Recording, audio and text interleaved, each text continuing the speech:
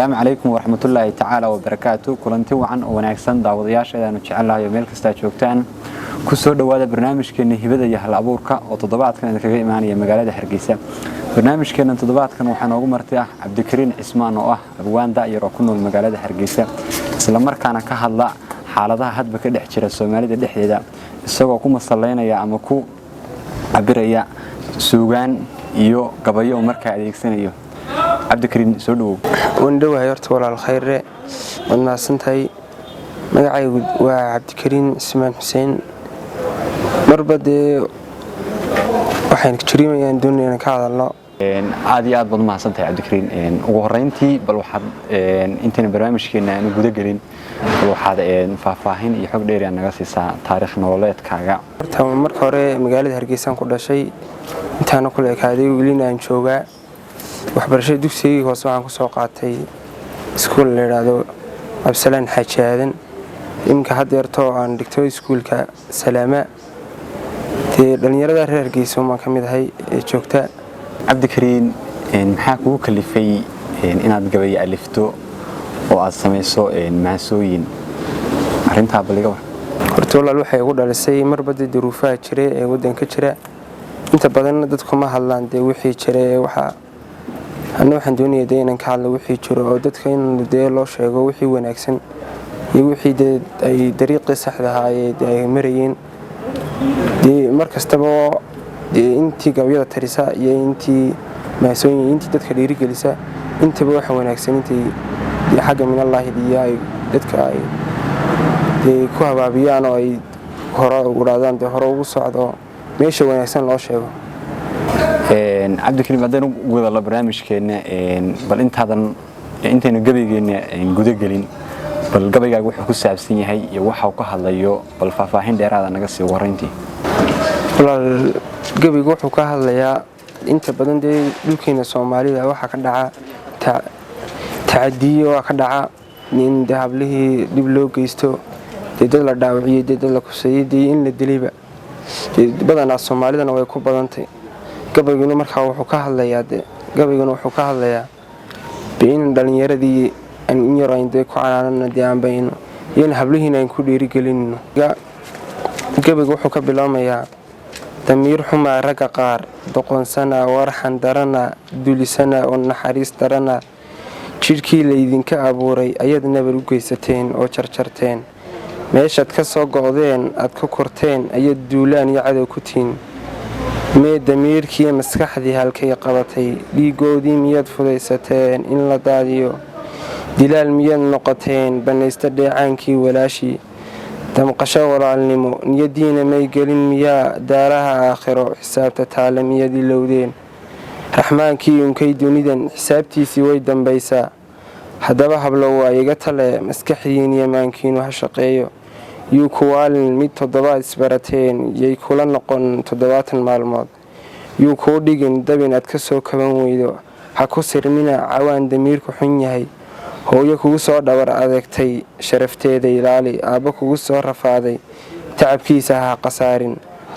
hormuud baad u tahay qoyskee ilaali naftaada hadday dunidu xumaatay jacaylna horar noqotay mid la dhaawaco iyo mid lagu tacadiyo iyo mid la dilo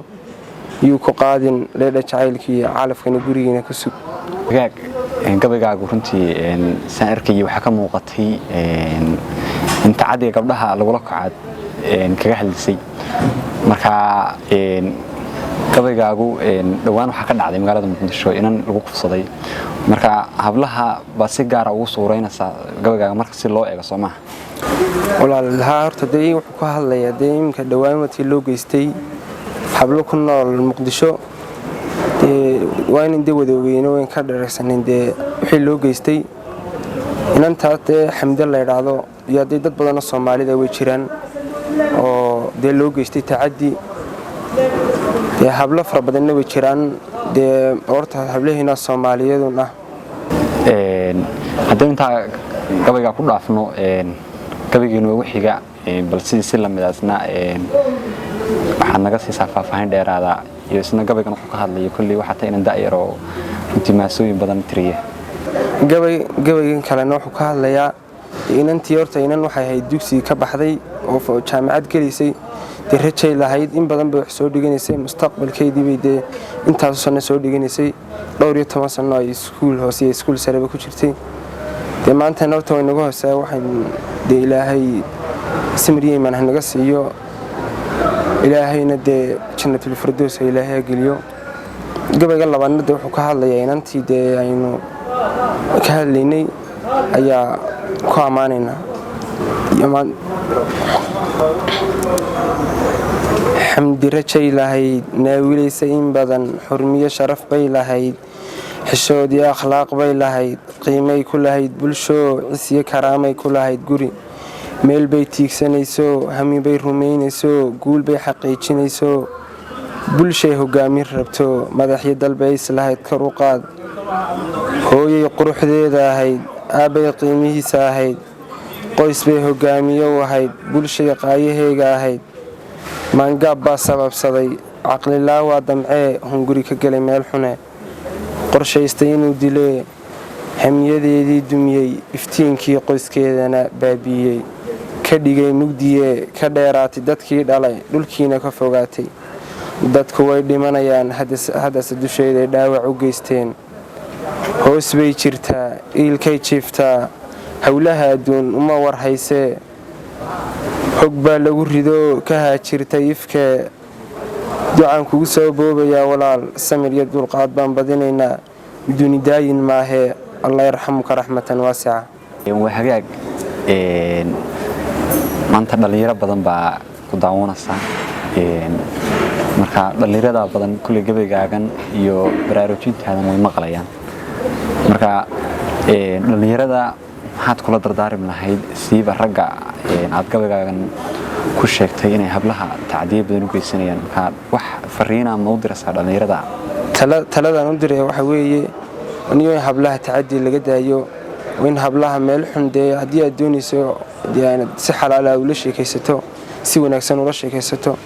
guri bay leeyihiin xaafad bay leeyihiin guryaha inay tagaan oo si wanaagsan u sheekaystaan haddii laakiin meeladii ay munaasib ahayn aanay tagaan watileeshadaakana uu saddexeeyaaye dee xumaani wax laga yaabaa inay martaa dee fisqi bartaa uu ka dhaco dee si raggana waxaan ku baraarujinayaa in si wanaagsan inay dee hablaha ay u ixtiraamaan nin kastana walaalbaa la dhalatay way dhashay ugu dhali doonaa dee adigoo saddexdaasoo dhan haysta oo miya haddana raggii nin walaashii amba dee isaga walaashii oo kala ayuu amba tacadi u geysanayaa amba uu dilayaa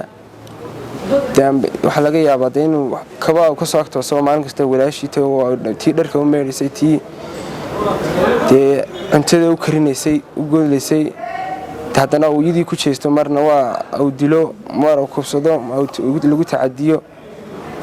waa ragga inay si wanaagsan meel wanaagsan iyo dariiqa saxda u soo maraan hadday rabaan inay guur hadday rabaan dee inay si fiican ula sheekaystaan hadday rabaan dee inay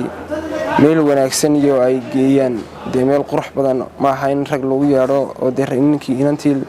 loo tashado maaha dee in intaad xaafadoodii ka soo kaxayso meel aan munaasib inta ku baleymso haddana aad rag ugu yeedhid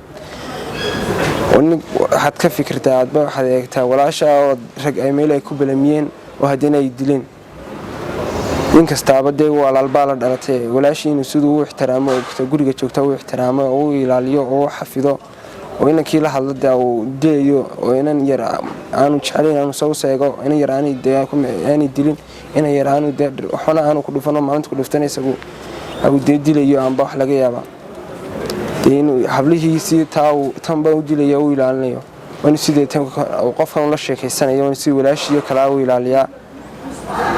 oo u ixtiraamaa oo u xafidaa oo la sheekaysanayo meel wanaagsan oo munaasib ah inuu ku balamiyo waa hagaag daawadayaal inta ayaan ku soo gabagabeynaynaa barnaamijkeennii hibada iyo hal abuurka oo toddobaadkan igu marti ahaa cabdikariin cismaan oo ka mid ah abwaanada da'da yar ee ku nool magaalada Hargeysa inta barnaamijka mid la mid ah ku kulmi doono waxaan kaga tagayaa sida iyo nabadgelyo wassalaamu calaykum waraxmatullaahi tacaala wa barakaatuh